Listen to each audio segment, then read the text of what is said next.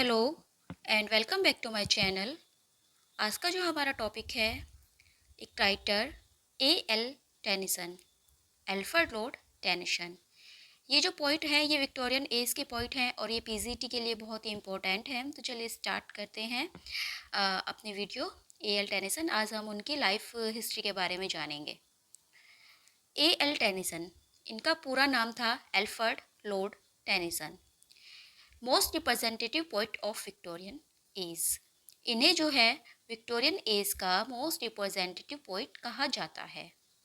Victorian जो as थी वो एक ऐसी एज थी जहाँ पर पीस थी, प्रोस्पेरिटी थी और प्रोग्रेस थी। हालांकि यहाँ पर जो है रीज़न भी थे, डाउट भी थे। बर्थ, अगर इनके जन्म की बात करें तो टेनिसन का जन्म हुआ था 6 अगस्त 1809 में, 6 अगस्त 1809 को, और प्लेस था सोम्स बाय, लिंकनशायर, इंग्लैंड। वो अपने माता पिता के फोर्थ चाइल्ड थे, चौथे बच्चे जो थे वो अपने माता पिता के थे। फादर का नाम था जॉर्ज क्लेटन टेनिसन। ये एक एंग्लिकन क्लर्जी मैन थे, और ये सिर्फ एक क्लर्जी मैन ही नहीं थे बल्कि ये स्किल्ड थे इन म्यूज़िक, पेंटिंग और आर्किटेक्चर। मतलब जिनके फादर थे वो भी बहुत ही, उनके अंदर भी बहुत ज़्यादा क्वालिटीज़ थी। वो स्किल्ड थे, वो एक म्यूजिशियन भी थे, पेंटर भी थे, आर्किटेक्चर भी थे। उनकी मदर का नाम था एलिजाबेथ और वो एक इंटेलिजेंट और पायस लेडी थी।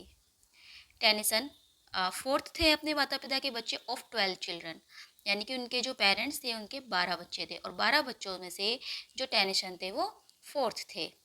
उनके दो भाई फ्रेडरिक और चार्ल्स, वो भी पोइट थे, वो भी पोइट्री लिखा करते थे। हालांकि वो इतने फेमस नहीं थे जितने कि एल्फ्रेड लॉर्ड टेनिसन हुए थे। अब उनके एजुकेशन की बात करें तो जब उन्होंने अपनी एजुकेशन स्टार्ट की थी 1816 में, और 1816 से लेकर 1820 तक वो स्टूडेंट रहे थे King Edward six grammar school Louth में।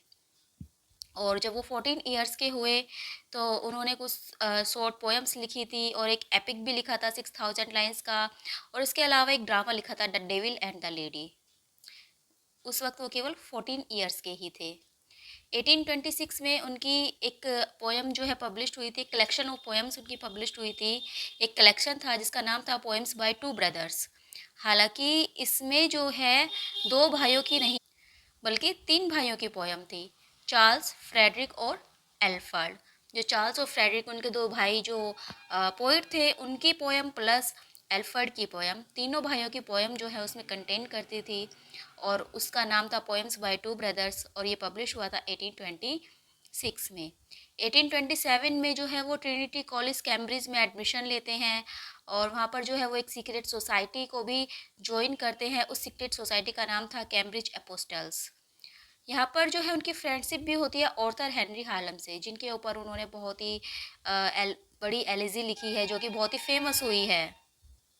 1829 उनको अवार्ड दिया जाता है chancellor's gold medal at Cambridge का, उनकी ब्लैंक वर्स पोएम टिम्बकटू के लिए। 1829 में टिम्बकटू के लिए उन्हें चांसलर्स गोल्ड मेडल एट का जो है उन्हें अवार्ड मिलता है एट कैम्ब्रिज। 1830 उन्होंने अपना सबसे पहला सोलो कलेक्शन पब्लिश कराया पोएम्स का, जिसका नाम था पोएम्स चीफली लिरिकल।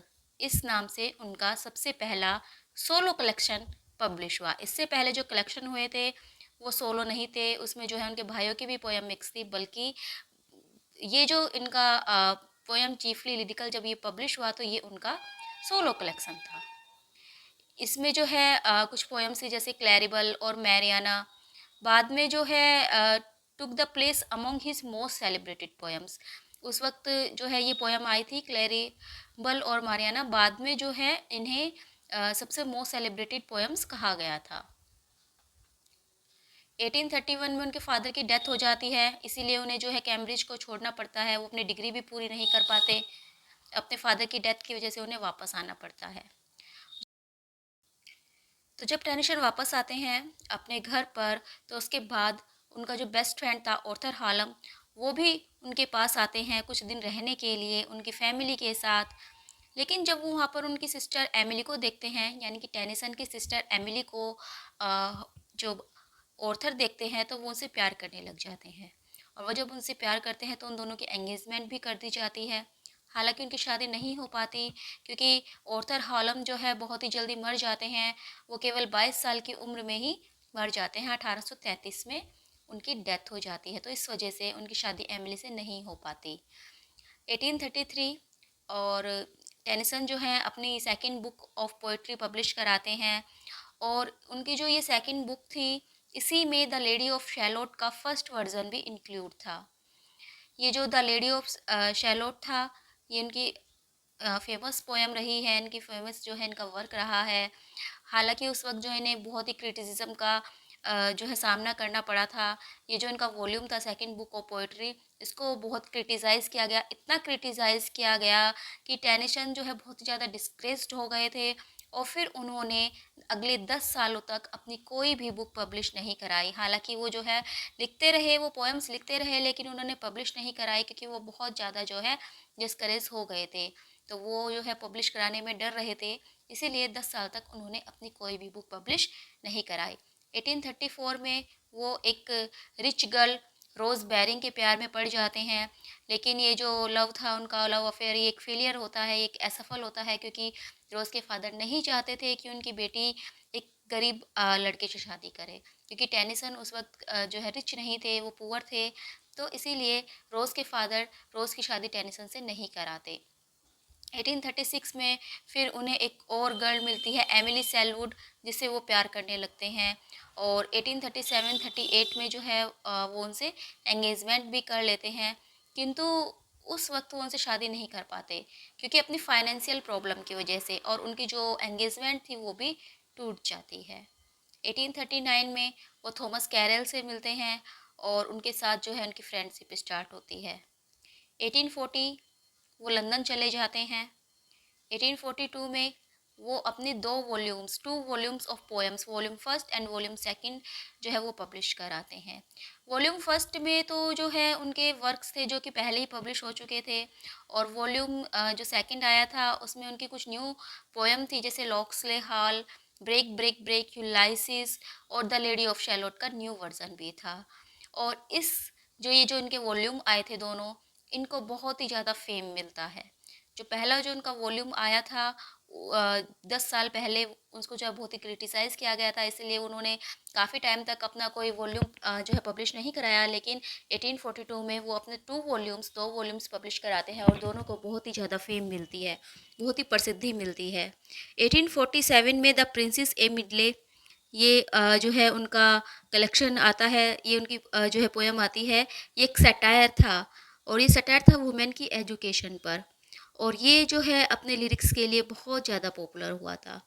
1850 टेनिसन जो है reach the pinnacle of his career, इस वक्त जो है उनका करियर बहुत ही ज़्यादा हाईएस्ट पीक पर होता है, और अपना वो मास्टर पीस पब्लिश कराते हैं इन मेमोरियम, जो कि इन मेमोरियम AHH यानी कि ऑर्थर हेनरी हॉलम।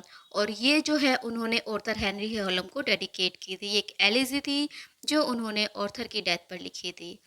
और इसी वर्ष जो है 1850 में ही वर्ड्सवर्थ की डेथ हो जाती है, विलियम वर्ड्सवर्थ की, और विलियम वर्ड्सवर्थ की डेथ के बाद टेनिसन को जो है पोइट लॉरेट बनाया जाता है, और इसी ईयर में वो एमिली सेलवुड से शादी कर लेते हैं। यानी कि 1850 का जो ईयर था वो उनकी लाइफ का सबसे बेस्ट ईयर रहा होगा, क्योंकि उस टाइम जो है उन्हें अब सब कुछ मिल गया था, नेम फेम, उनकी शादी भी हो गई थी जिससे वो शादी करना चाहते हैं। तो ये साल उनके लिए काफ़ी इम्पोर्टेंट रहा था। 1852 में उनके बेटे का भी जन्म होता है, उनका बेटा हेलम, और जिसने कि अपने फादर की बायोग्राफी लिखी थी। और हॉलम नाम जो है उन्होंने आर्थर हेनरी हॉलम के नाम पर ही अपने बेटे का नाम रखा था। 1854 में उनका दूसरा बेटा लायनोल जन्म लेता है। टेनिसन जो है 1853 में एक हाउस में रहते हैं जिसका नाम था फेरिंगफोर्ड हाउस, यहाँ पर वो रेंट पर रहते हैं, लेकिन 1856 में 3 साल बाद जो है वो उसको ख़रीद लेते हैं। 1853 में तो वो यहाँ पर रेंट पर रहते थे, लेकिन 1856 में वो उसको ख़रीद लेते हैं। 1855 में जो है उनकी पोएम पब्लिश हुई थी मोड, और ये एक ट्रेजिक लव स्टोरी थी। उनका एक मेजर एपिक भी पब्लिश हुआ था 1859 में, आइडल्स ऑफ द किंग। 1855 में मॉड आती है, और 1859 में आइडल्स ऑफ द किंग आती है। 1869 में वो एक नए घर में शिफ्ट हो जाते हैं जिसका नाम था एल्डवर्थ इन सरे। एल्डवर्थ हाउस का नाम था और ये शरे में था, और वहाँ पर फिर वो अपनी डेथ तक वहीं पर ही वो रहते हैं। 1870 में उनका कलेक्शन आया था the holy grail and other poems. He declined the offer of baronet की। ये जो बैरन बैरंट की होता है, ये एक हेरिडेटरी टाइटल अवार्ड्स था जो कि ब्रिटिश क्राउन के द्वारा दिया जाता है, लेकिन टेनिसन जो है इस अवार्ड को लेने के लिए मना कर देते हैं, और केवल एक बार वो मना नहीं करते बल्कि 2 बार वो मना करते हैं।